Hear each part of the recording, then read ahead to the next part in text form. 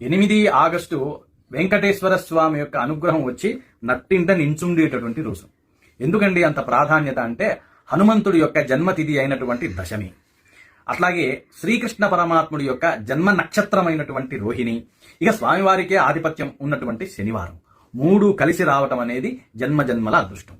ఏం చెయ్యాలండి, ఎట్లా చెయ్యాలండి అంటే ముఖ్యంగా ఏలినాటి శని నడుస్తున్నటువంటి వారు ఎవరైతే ఉన్నారో కుంభరాశి, మీనరాశి, మేషరాశి, అష్టమ శని నడుస్తున్నటువంటి సింహరాశి, అర్ధాష్టమ శని నడుస్తున్నటువంటి ధనుస్సు రాశి, వీరందరూ కూడా గ్రహదోషము తొలగి హాయిగా ఉండటం కోసం దశరథ ప్రోక్త శని స్తోత్రము 3 సార్లు పారాయణ చేయండి. చేయలేని వారు శం శనైశ్చరాయ నమః అనేటటువంటి మంత్రం 108 సార్లు జపం చేసుకోండి. చాలా అద్భుతమైనటువంటి రిలాక్సేషన్ ఉంటుంది. అట్లాగే 7 శనివారాల వ్రతం చేసుకుందాం అని అనుకునేటటువంటి రోజు ఆ రోజు ప్రారంభం చేసుకుంటే ఆ భక్తులందరూ అద్భుతమైనటువంటి ఫలితాలు ఉంటాయి. ఆ విధంగా చేయండి.